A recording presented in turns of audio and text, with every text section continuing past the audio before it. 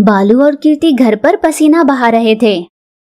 बाप रे, मुझसे तो सहा नहीं जाता। घर के अंदर ही ऐसा हाल है, तो ऐसी धूप में बाहर जाऊंगा तो मेरा क्या हो जाएगा। दीदी, मेरे लिए पीने का पानी लाओगी? मुझसे हिला नहीं जाता। भाई, मेरे अंदर का सारा पानी पसीना बनकर बह चुका है। अब मेरे शरीर में एक बूंद पानी नहीं और ना ही उतनी हिम्मत। दीदी, घर पर रहकर ही हमारा इतना बुरा हाल है, तो सोचो ना, माँ बाबूजी हर रोज हमारे लिए काम पर जाते हैं और सुबह उठकर पहले खाना भी बनाते हैं। क्या उन पर धूप का असर नहीं होता होगा? ना जाने वो इतनी धूप कैसे सह पा रहे हैं। बालू, माँ बाबूजी अपने लिए कुछ भी कर जाते हैं। हमें खिलाने पिलाने के लिए, हमें खूब पढ़ाने के लिए वे दोनों जी जान लगाकर मेहनत करते हैं। हाँ दीदी, वैसे ही वो दिन भर इतनी मेहनत कर घर वापस लौटते हैं और घर लौटकर भी उन्हें ऐसी गर्माहट में रहना पड़ता है। कितनी तकलीफ होती होगी ना।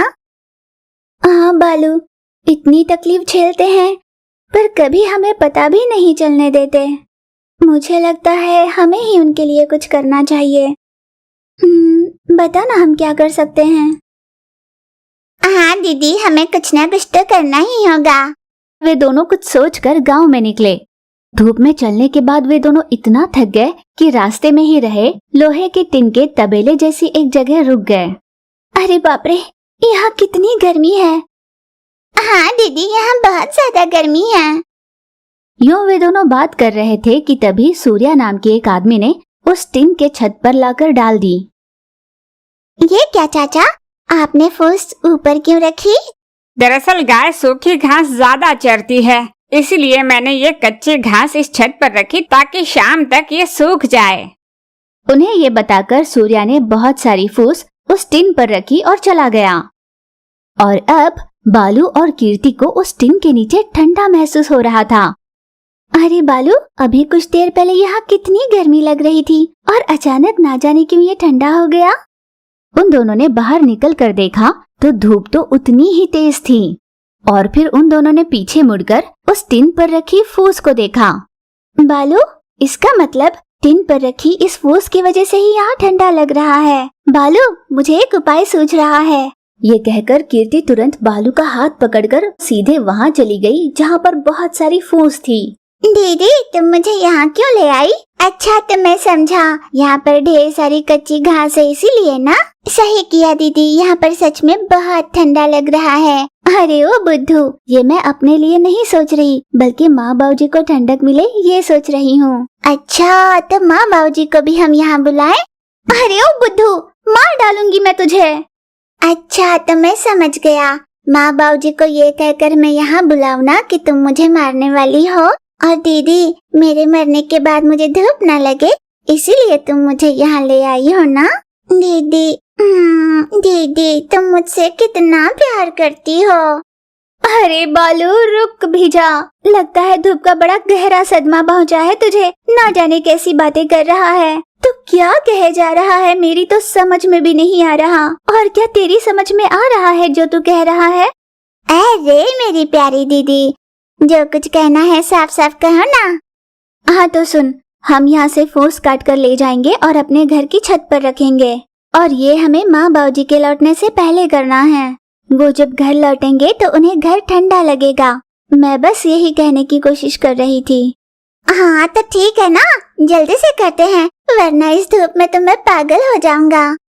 फिर जैसे उन्होंने सोचा, उन दोनों ने फूस काटी और थोड़ा थोड़ा कर घर ले गए। बालू छत पर चढ़ गया तो कीर्ति नीचे से थोड़ा थोड़ा कर उसे फूस पकड़ा रही थी। यूं शाम तक मेहनत कर उन दोनों ने उनके घर की छत पर पूरी तरह से फूस बिछा दी। काम खत्म कर बालू और कीर्ति अपने माता पिता के लौटने का इंतजार करने लगे और फिर थोड़ी देर में वे दोनों घर वापस लौटे।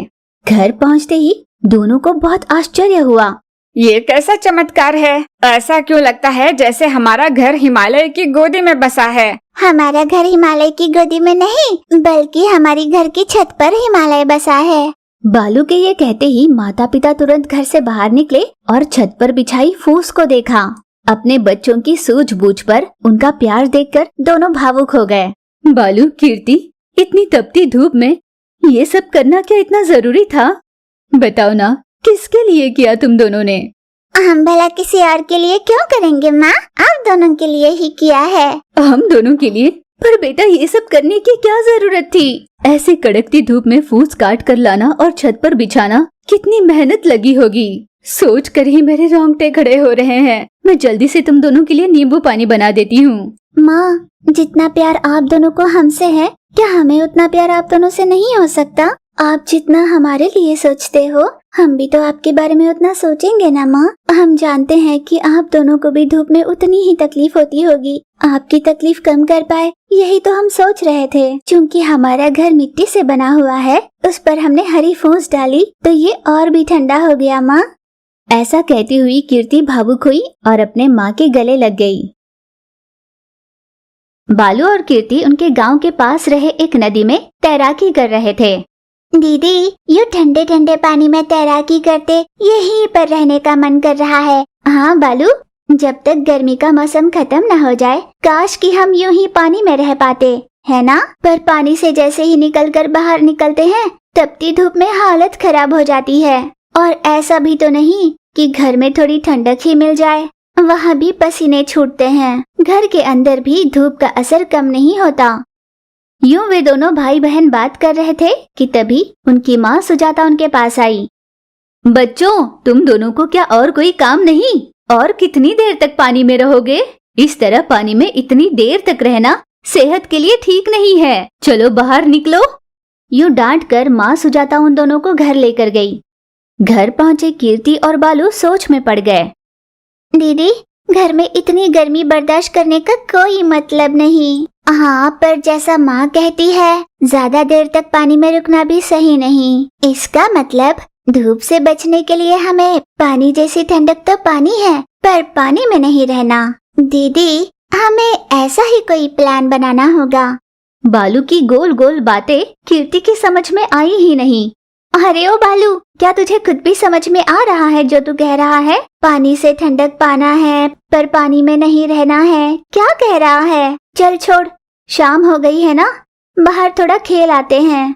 नदी किनारे दोनों भाई बहन खेलने लगे, पर तभी वहाँ पर बहुत सारी चींटियाँ थी जिन्होंने बालू के पैरों को घेर लिया और काटने लगी। चींटी के कांटे से बालू जोर जोर से चिल्लाने लगा। कीर्ति ने तुरंत बालू के पैरों में लगी उन चींटियों को झटक दिया।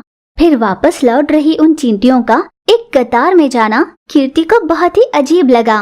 उसने पीछा कर देखा कि आखिर चींटियां कहाँ जा रही है, तो देखा कि चींटी अपने बाम्बी में जा रही थी। कीर्ति ने चींटी की बाम्बी को ध्यान से देखा और अचानक खुशी से उछलने लगी। बालू सुन ना, मुझे एक बहुत अच्छा उपाय सूझा है। हाँ हाँ, बहुत उछल ली, पहले बता तो सही कि बात क्या है? मंजूरी देने या ना देने वाला यहाँ खड़ा है। भाई, अंडरग्राउंड में घर बनाने की बात कर रही हूँ, और घर की छत पर स्विमिंग पूल बनाएंगे, जिसका पानी घर के बाहर गिरने लगेगा। जैसा तूने कहा, पानी के आसपास रहना, पर पानी के अंदर नहीं। क्या कहता है? कहूँगा कि भगवान ने थोड़ी अकल दीदी को भी दे दी है। चलो जल्दी से तैयारी शुरू करते हैं। फिर वे दोनों तुरंत वहाँ से निकले और अपने साथ एक जेसीबी लेकर आए। घर के पीछे रही खाली जगह में उन्होंने बहुत चौड़ी खुदाई की और वहीं पर मिट्टी से उन्होंने अपने लिए घर बनाना शुरू किया। यूं लगातार 2-4 दिनों तक मेहनत कर उन दोनों ने अपने लिए घर बना ही लिया और अपने बनाए उस घर की छत पर स्विमिंग पूल बनाने में भी उनकी बहुत मेहनत लगी। दीदी, जैसे तैसे हमने चीजों को इकट्ठा कर घर और घर पर स्विमिंग पूल भी बना लिया। अब छत पर रही उस स्विमिंग पूल का पानी घर के चारों ओर गिरे, इसका इंतजाम करना होगा। वो कैसे करेंगे? भला वो कौन सा बड़ा काम है? हम एक पानी का मोटर लेकर आएंगे, जिसे हम पूल के पास रख उसमें पाइपलाइन देंगे और घर के जिस ओर हम पानी गिराना चाहते हैं वहाँ पर पाइप खुली छोड़ देंगे। अच्छा, तुम्हें लगता है ये इतना आसान है? हाँ, करके दिखाओ तो मानो। यूं जब बालू ने कहा तो कीर्ति ने भी ये कर दिखाने की ठानी और बाजार से एक मोटर लेकर आई। उस मोटर को उसने पूल में बिठाया, उससे पाइप कनेक्ट कर चारों ओर से पानी निकल पाए ऐसे उसे फिक्स कर दिया और फिर उसने मोटर ऑन कर देखा तो घर के चारों ओर बारिश की तरह पानी के फव्वारे निकलने लगे। ये देख बालू और कीर्ति बहुत ज्यादा खुश हो गए। अपने बच्चों का बनाया अंडरग्राउंड वाटर हाउस को देख सुजाता भी बहुत खुश हो गई। बच्चों, ये किसी चमत्कार से कम नहीं है। फिर सुजाता ने बड़े गर्व से गांव भर में उसके बच्चों का बनाया अंडरग्राउंड वाटर हाउस के बारे में बताया। उस घर में इतनी ज्यादा ठंडक थी कि गांव के कई लोग गर्मी से बचने के लिए बालू और कीर्ति के बनाए अंडरग्राउंड वाटर हाउस में आकर थोड़ा समय बिताने लगे। धीरे धीरे अंडरग्राउंड में बने उस वाटर हाउस की चर्चाएं हर जगह होने लगी। जो भी आकर उस अनोखे घर को देखता वो बालू और कीर्ति की होशियारी को सराह कर जाया करता। अपने बच्चों की इतनी सराहना होते देख माँ सुजाता को भी उन पर बहुत गर्व हो रहा था।